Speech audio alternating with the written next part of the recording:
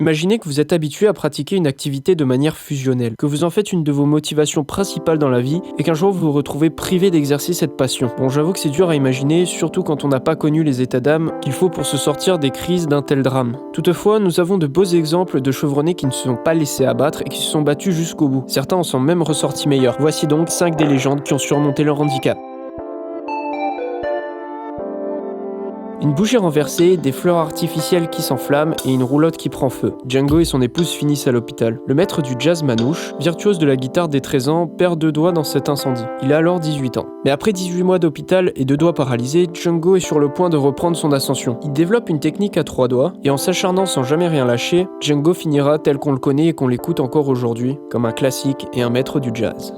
L'aventure de Django est exceptionnelle et c'est une belle preuve de ce qu'est capable un homme passionné. Car oui, Django n'est pas un cas isolé. Le guitariste de Black Sabbath a subi exactement le même sort. Lorsqu'il travaillait à l'usine, il est amputé de 2 doigts de la main droite par une presse hydraulique. Suite à quoi, Tony plonge dans une dépression. Jusqu'à qu'il entende parler de Django. Son histoire le remettra sur pied et lui donnera la motivation nécessaire pour reprendre sa carrière. Il redoublera alors d'ingéniosité en remplaçant ses cordes de guitare classique par des cordes de banjo qui sont plus souples et se fabrique des prothèses en plastique qu'il fixera au bout de ses doigts sectionnés. Une fois le guerrier relevé, il n'avait plus qu'à se battre, ce qu'il fait à merveille puisque son groupe, Black Sabbath, qui fut connu comme le précurseur de l'heavy metal, connut un énorme succès. Et en 2012, Gibson le place en tête de son classement des 10 plus grands guitaristes de métal de tous les temps. Ah, Beethoven. Prodige allemand appartenant au courant classicisme, il a aussi amorcé la transition vers le romantisme. En 1802, en plein élan dans sa passion, il prend conscience que sa sourdité s'aggrave et ne s'arrangera pas. 20 ans plus tard, il est complètement sourd. Beethoven commence alors à s'isoler au fur et à mesure que sa sourdité augmente. Ne voulant pas l'assumer en public, il fusionne totalement avec sa musique en laissant tomber sa vie sociale, pour finir par être qualifié de misanthrope. Mais une question reste, comment faisait-il pour pouvoir composer sans entendre sa musique ? Eh bien, plusieurs théories sont exprimées quant aux moyens de surmonter sa sourdité. Dans un premier temps, lorsqu'il n'était que malentendant, il utilisait toute une panoplie de cornets qui lui permettaient d'amplifier le son. Une étude démontre que Beethoven a ensuite privilégié progressivement les fréquences qu'il était capable de mieux percevoir, les médiums et les graves. Il s'asseyait par terre et à l'aide d'un piano dont il avait sectionné les pieds, pouvait ressentir les vibrations de sa musique. Comme Mozart, il aurait développé une excellente mémoire et une capacité d'entendre les notes dans sa tête, lui permettant de composer de l'intérieur. Quoi qu'il en soit, c'est un maximum d'ingéniosité, de courage et de travail qui lui auront permis de créer les œuvres historiques qu'il nous a laissées.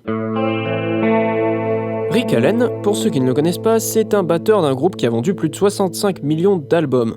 Il perd son bras gauche pendant un accident de voiture à l'âge de 21 ans. Mais Rick est bien entouré et n'est pas du genre à laisser tomber. Son groupe et ses amis l'encouragent à continuer la batterie, et aidé par l'ancien batteur de Statu Quo, il conçoit une batterie électronique adaptée à son handicap. À force de persévérer, Rick retrouve son niveau et revient sur scène, plus fort que jamais. Et il est toujours en tournée avec son groupe actuellement.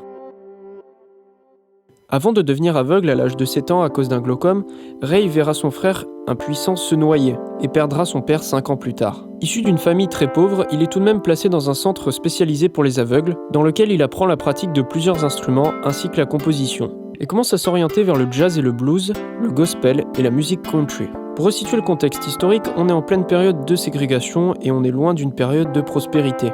D'ailleurs, même dans le centre pour aveugles dans lequel il est, les noirs et les blancs sont séparés. 9 ans après son entrée dans ce centre, il perd sa mère et se retrouve donc orphelin à l'âge de 15 ans. Il décide de quitter la Floride et va se faire loger chez une amie de sa mère à Jacksonville, où il va commencer en tant que musicien, une carrière très difficile.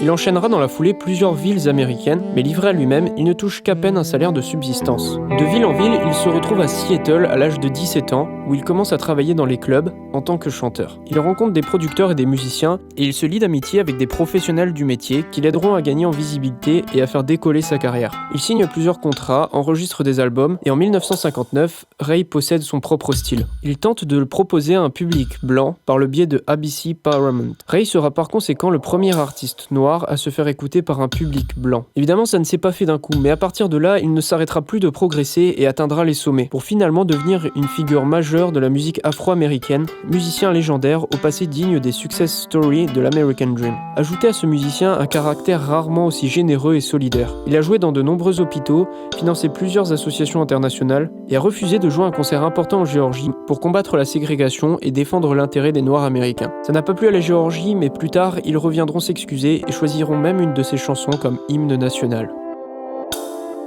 Il y a tellement plus à dire sur ces 5 symboles de détermination, mais lorsque l'on met en lumière leur lutte contre une difficulté majeure, on entrevoit la capacité du musicien de redoubler d'ambition, de force d'esprit et de génie créatif. Au final, je trouve que ça démontre bien la grandeur et la puissance d'une passion.